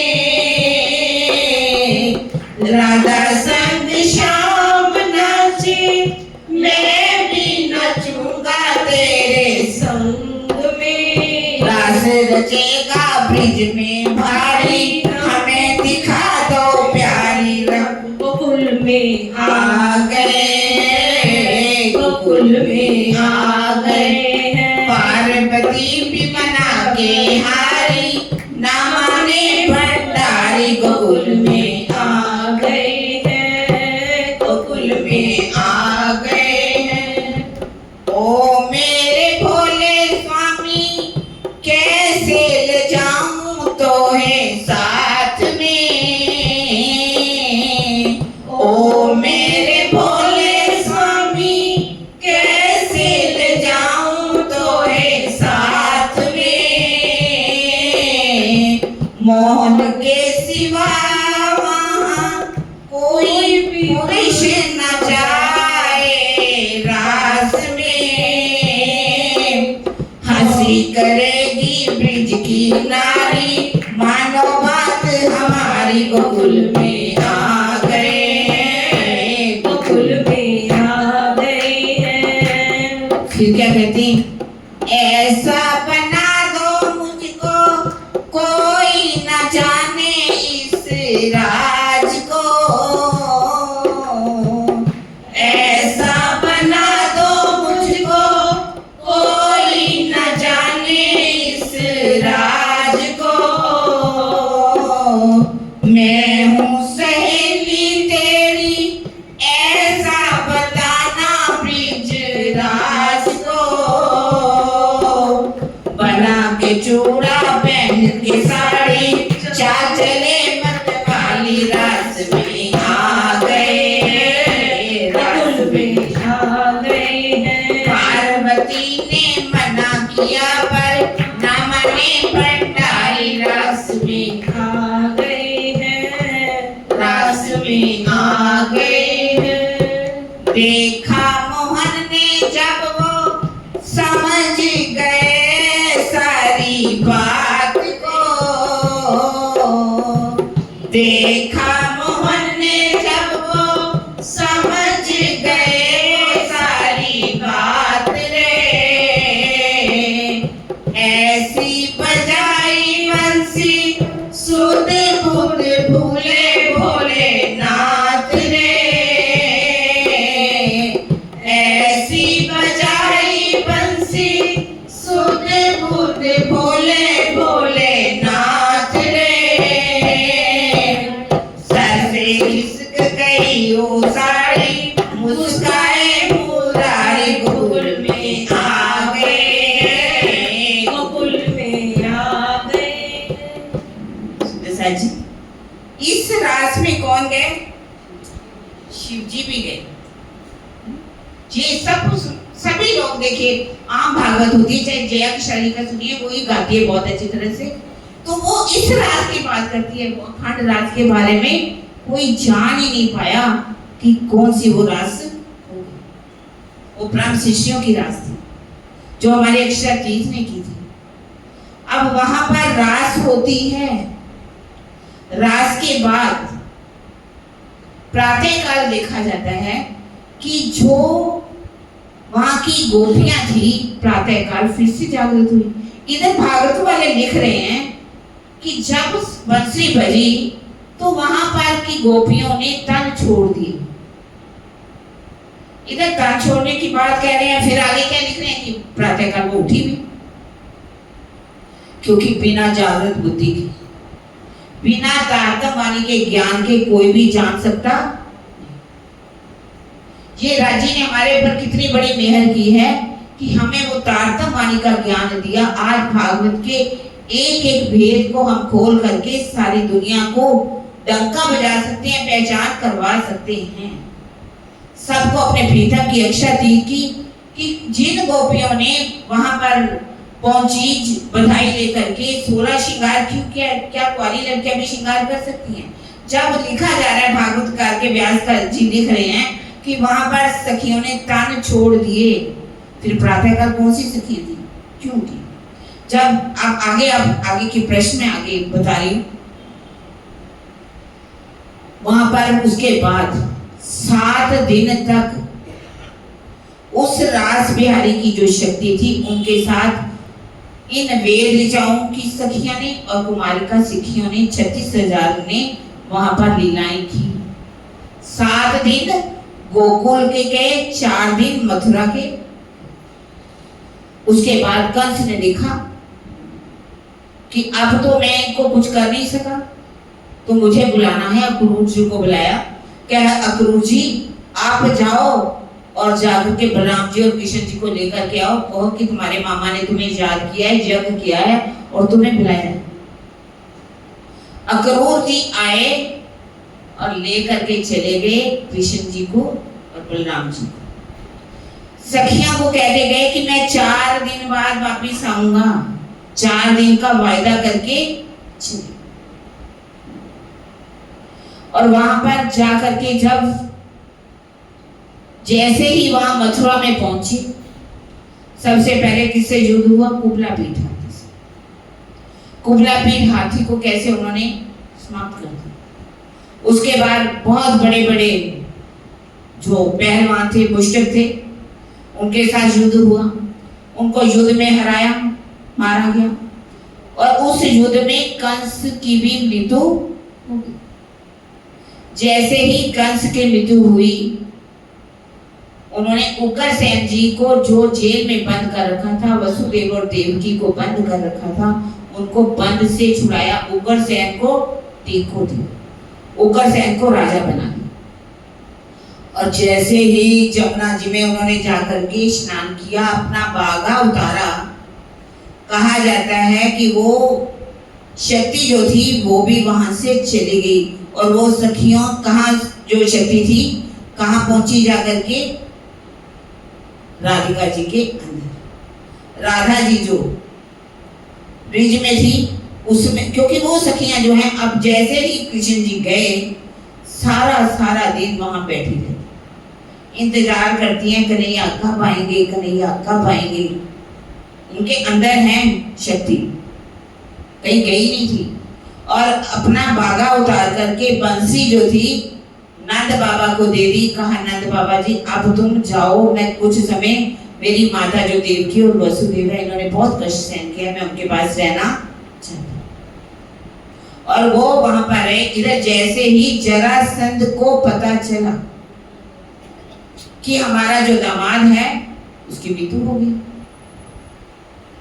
उसने अपनी पूरी फौज लेकर के सेना को ला करके उनके ऊपर हमला। जरासंध के बारे में भी कहा जाता है कि ये ऐसा 2 रानियां थी जिनको एक फल दिया गया था कि तुम खा लो, तुम्हारे घर बेटा होगा। उन्होंने सोचा कि एक फल है, हम बांट करके खा लेते, आधा बांट दिया। आधा एक रानी ने खा लिया, आधा एक रानी खा लिया। जो बालक पैदा हुआ उनके घर में वो आधा था, आधा एक रानी के गर्भ से हुआ, आधा एक, दोनों देख के डर गई। उन्होंने सोचा कि इस बच्चे को तो फिकवा देना चाहिए। जैसे ही उन्होंने फिकवा दिया वहां पर, तो वहां से जरा नाम की राक्षसनी निकली। उसने कहा ये बालक तो बहुत अच्छा है। उसने उन दोनों को अलग अलग पड़े थे जैसे जोड़ा तो वो एक पूरा पुरुष, जिस कारण से उसका नाम क्या रखा गया था, जरासंध। और उनको ये था कि उनको कोई मार नहीं सकता। जरासंध पूरी फौज लेकर के आकर के हमला किया। अब इस कृष्ण जी अब यहाँ से लीला शुरू हो जाती। 11 दिन की लीला हो गई। 110 वर्ष की जो लीला है अब अलग 100 वर्ष की चलेगी। अब उनके अंदर कोई शक्ति नहीं। जैसे ही बाद में कहा जाता कि राणा दौड़ का गया, वहां से वो दौड़ करके वापस आ गए, क्योंकि उनका मुकाबला नहीं कर सके। जरासंध जीत गया और ये हार गए। और बाद में उन्होंने बैकुंठ को याद किया, 16 कला संपूर्ण हुए और उसके बाद उनकी पूरी शक्तियां उनके अंदर आ गई। और फिर उन्होंने जरासंध को मारा, शिशुपाल को भी मारा। शिशुपाल जो उनके बुआ का लड़का था, और वो शिशुपाल की ज्योति, क्योंकि उसने कहा, अपने बुआ ने कहा था कि ये मेरा जो मामा का लड़का है, यदि ये मुझे 99 गाली देगा, 100 गाली देगा तो मैं उसको माफ कर दूंगा, लेकिन उसके बाद की मैं माफी नहीं दूंगा शिशुपाल के लिए। लेकिन जैसे ही उसने 100 गालियां दे दी, उसका विष्णु भगवान ने अपने जो सुदर्शन चक्र से उनका सिर काट दिया। उसकी जो ज्योति थी उन्हीं के अंदर आकर वैकुंठ में गई। वैकुंठ में वहां पर खाली थे, क्योंकि विष्णु भगवान संपूर्ण हो चुके थे, और वही शिशु उनके अंदर आकर के शक्ति छिपी। उन्होंने उसके बाद कहा कि रुक्मिणी से शादी की। रुक्मिणी से जब शादी हो रही थी माधवपुर के अंदर, जब फेरे पड़ रहे थे वहां पर, क्यों वो रुक्मिणी कौन थी? लक्ष्मी जी थी। सतयुग में जब लक्ष्मी जी का दृष्टांत, अब सब वाणी में पढ़ते, सभी वाणी में लक्ष्मी जी का दृष्टांत तो पढ़ते हैं कि लक्ष्मी जी ने मां पूछा था कि आप किसका ध्यान करते हो? उन्होंने कहा देखो लक्ष्मी जी सब कुछ पूछ लो, लेकिन इस बात को मत पूछना कि मैं किसका ध्यान करता हूँ। बहुत कहने पर भी जब उन्होंने नहीं बताया, उन्होंने कहा कि ठीक है मैं तप करूंगी और तप के बल से आपसे पूछ लूंगी।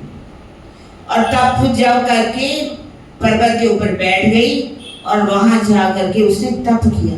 लिखा हुआ वाणी के अंदर 7 कल्पांत, लेकिन 7 कल्पांत जो है नहीं हो सकता। 7 कल्पांत यदि बीत जाएं तो हर कल्प में इंद्र देवता भी बदल जाते हैं, ब्रह्मा विष्णु महेश भी बदल जाते हैं। वो कभी भी लक्ष्मी जी उस जो इस ब्रह्मांड के ब्रह्मा विष्णु महेश है उनसे तो अपना नहीं संबंध रख सकती ना। तो कुछ समय का 7 दिन का भी कह सकते हैं कि उन्होंने इतना घोर तप किया।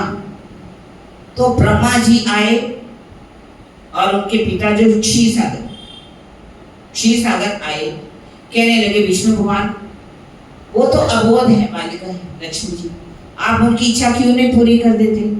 तो उन्होंने कहा चलो चलते हैं वहां पर। बड़े खुश होकर के लक्ष्मी जी के पास आए। लक्ष्मी जी भी बड़ी खुश हुई कि देखो मेरे विष्णु भगवान मुझे लेने के लिए आए, आप तो मेरी इच्छा पूरी करेंगे ही करेंगे। तब उसने कहा कि देखो विष्णु भगवान को कहा कि भगवान मेरे को एक ही इच्छा है, मैं एक ही तड़फ रही हूँ कि आप मुझे बता दीजिए कि आप किसका ध्यान करते हैं। उन्होंने कहा लक्ष्मी जी यदि 21 कल्पांत भी तप कर लो तो भी इस मुख से मैं नाम नहीं बता सकता कि मैं किसका ध्यान करता हूँ। हाँ, अब ये जो द्वापर है उसमें आकर के वो लीला करने वाले हैं। जब वो आकर के लीला करेंगे तो मैं तुम्हें बता दूंगा कि मैं किसका ध्यान करता हूँ। और वही कौन बनी? रुक्मिणी। और रुक्मिणी जी के साथ जब फेरे पड़ रहे थे, आप वाणी में पढ़ते हैं, तो उन्होंने जब वहां पर की जो औरतें थी, वहां की महिलाएं, वो मंगल गीत गा रही थी। मंगल गीत में उन्होंने जैसे ही ब्रज का नाम लिया तो विष्णु भगवान जो थे, कृष्ण जी हैं, का नाम कृष्ण जी है अभी भी, और वो क्योंकि बेहोश हो गए। जब बेहोश हो गए अब मतलब उन्होंने कहा कि मेरे पेट में बहुत दर्द हो रहा है, अगर कहते कैसे ठीक हो सकता है। उन्होंने कहा यदि कोई पतिव्रता नारी अपने चरणों की धूल मुझे दे देगी, मेरे पेट पर लगा दी उस धूल को, तो मैं ठीक हो जाऊं। नारद जी को कहा गया अब जाओ जाकर के किसी पतिव्रता से चरणों की धूल लेकर के आओ। पूरे ब्रह्मांड में घूमे, किसी ने भी, भक्त सारे कृष्ण जी के बने, किसी ने भी अपने चरणों की धूल, कहते हम अपने भगवान को चरणों की धूल दे दें, हमने क्या नरक में जाना है? हम नहीं दे सकते चरणों की धूल, किसी ने भी नहीं दी। वापिस आए नाथ जी, कहने लगे क्या बात, चरणों की धूल लेकर के आए? कहते नहीं, मिली नहीं। कहते ब्रिज में गए थे? कहते नहीं। जाओ और धूल लेकर के। जैसे वो ब्रिज में पहुंचे, राधिका जी को कहा, सखियों को कहा, राधिका आप अपने चरणों की धूल दे दो, विष्णु भगवान जो है उनके दर्द बहुत हो रही है और चरणों की धूल मांग रहे। कहते आओ आओ आओ। जल्दी से लोटपोट हो गई और खूब सारी धूल दे दी। कहते अरे आपने विष्णु भगवान के लिए चरणों की धूल दे दी, आप नरकों में जाओगी? कहती नरकों में तो क्या, महानरकों में भी चली जाऊं, मेरे प्रीतम के लिए अगर मेरी धूल से वो ठीक होते हैं, उससे मुझे नरक मिलता है तो मुझे चिंता नहीं करती। अब वो धूल लेकर के आके जैसे उनके लगाई जाती है, इशारे मात्र से बता देते हैं कि ये वो ही राधिका जी हैं जिन्होंने हमें अखंड वाल्मीकि जी के रूप में खंड किया है, जिन्होंने हमारे तन से लीला की, ये वही हैं राधिका जी। अपनी पहचान बता रहे हैं, उनको कुछ तो पता है ना कि हमारे तन में बैठ करके उन्होंने लीला की। इस तरह से जैसे अब उनकी ठीक हो गई, रुक्मिणी से शादी हो गई उनकी, और इधर जो सखियां हैं विरहा में इतना तड़फती हैं, इतना तड़फती हैं। अब उद्धव जी को पता चला, उन्होंने कहा, उद्धव उनके दोस्त थे, मित्रता थी उनकी कन्हैया के साथ, कृष्ण जी के साथ। कहने लगे वो जो गांव की ग्वालिन है, जो अनपढ़ है, वो आपको याद करती रहती है, आप मैं उनको समझाने जाऊं? कहते हाँ जा करके समझाओ। लेखा उन्होंने कहा मैं एक पाती में लिख देता हूँ, जा करके लेके जाओ। अब पाती लेकर के उद्धव जी आते हैं। जैसे ही कहते उद्धव जी आ रहे थे, वैसे रथ में बैठ कर के आ रहे थे, सखियां वहां बैठी थी, रास्ते में इंतजार कर रही थी। उनको लगा कि हमारे कन्हैया आ गए, हमारे कन्हैया आ गए, भागने लगी तो देखा उन्होंने कहा, उद्धव ने कहा सखियों आप इतना मेधा किसके लिए करती हो?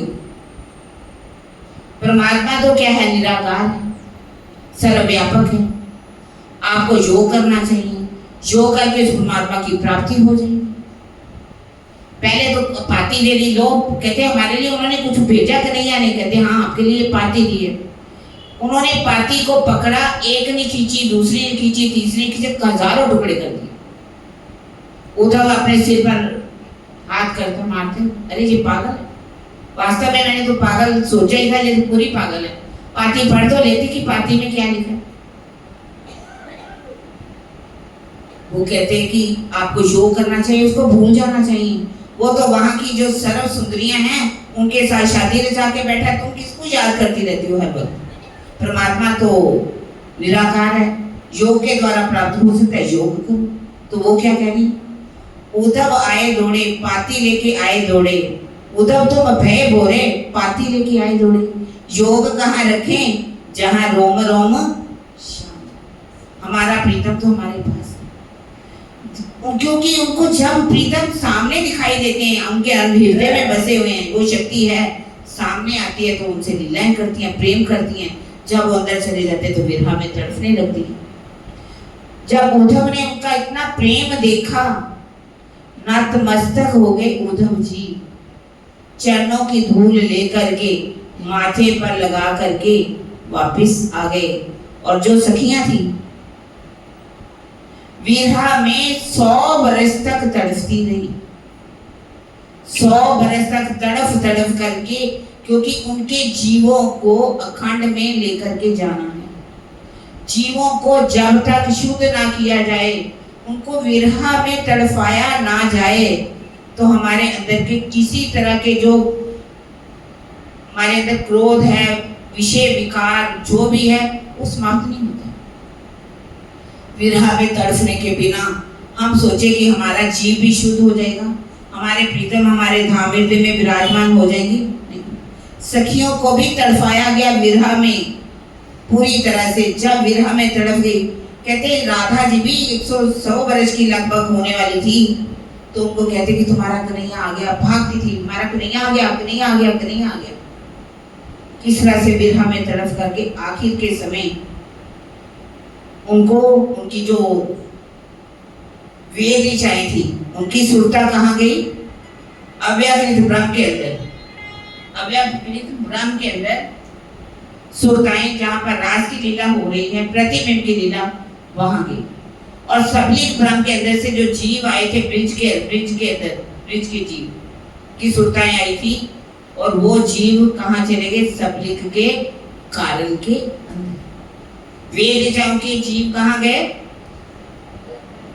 अव्यकृत ब्रह्म के महाकारण में, जो शुद्ध महाकारण के अंदर जो रास की लीला हो रही है वहां अखंड हो गए, और वो जीव ब्रिज के अंदर से आए थे, और वहां पर जहां ब्रिज की लीला अखंड है वहां अखंड हो गए। इस तरह से प्रतिबिंब की लीला भी समाप्त हो गई। अब हम नया जो ब्रह्मांड बना है उस ब्रह्मांड के अंदर दोनों लीला अखंड करके यहाँ पर मोहम्मद साहब कैसे आए? मोहम्मद साहब को उन्होंने कहा था मैं भेजूंगा, रसूल को भेजूंगा, वो सारे ग्रंथों में गवाहियां लिखवा दी जाएंगी, रसूल साहब भी कुरान लेकर के आएंगे, सारी निशानियां उसमें लिखी होंगी। कैसे रसूल साहब आए बनकर, मोहम्मद साहब कैसे आए, कुरान कैसे लेकर के आए, उनका जन्म कैसे हुआ, और उसके बाद जैसे भी अब मोहम्मद साहब की अगर आप अभी तक सुनना चाहेंगे तो हम जरूर सुनाएंगे। यदि किसी को ना पसंद हो तो मुझे कोई बात नहीं। आपने कभी नहीं सुनी होगी ऐसे मोहम्मद साहब की बीतत, जो हम राज्य की मेहर से जो हमारे से 2 शब्द बन पाएंगे हम सुनाएंगे। और उसके बाद जब उनके आने के 990 वर्ष हो जाएंगे, साल 9 से 90 मास ना हुए रसूल को, जब रूह अल्लाह मिसल गाजियों मोमिन उतरे, कल से देवचंद्र जी की भी लीला शुरू हो सकती है। अगर आप कहेंगे तो हम मोहम्मद साहब की थोड़ी सी 2 शब्दों में भी खत्म कर सकते हैं, चाहोगे तो पूरी सुनना चाहेंगे तो हम सुनाएं। ये आप सुंदर साहब जी, कुछ सुंदर साहब ऐसा ही ना सोचे कि अभी तो हमारे देवचंद्र जी की लीला ही नहीं शुरू हो रही, वेद तक ही नहीं शुरू हो रही, तो वो मैं 2 शब्दों में भी सुना सकती हूँ। अगर आप सुंदर साहब जी की इच्छा होगी तो मोहम्मद साहब की बीतक भी, उसमें क्या क्या बातें आप सुन करके हैरान होंगे कि वास्तव में उनकी बीतक क्या है, उसको भी सुनाया जा सकता है। तो अब हम चुपाई को दोहरा देंगे हमारे समय। पीछे आए रास में, पीछे आए रास में, इंद्र जोग माया जागृत, इंद्र जोग माया जागृत, कहाँ विरह विलास दो, वहाँ विरह विलास दो, देख के फिरे ईत, रास ब्रज दो अखंड, ब्रिज रास दो अखंड, कर चेतन बुद्धि फिरे मन, कर चेतन बुद्धि फिरे मन, ये ब्रह्मांड तीसरा, ये ब्रह्मांड तीसरा, जहाँ मोहम्मद आए रोशन, जहाँ मोहम्मद आए रोशन। बोलो श्री प्राणनाथ प्यारे की, बोलो श्री सद्गुरु महाराज की। परम पूजनीय बेबी जी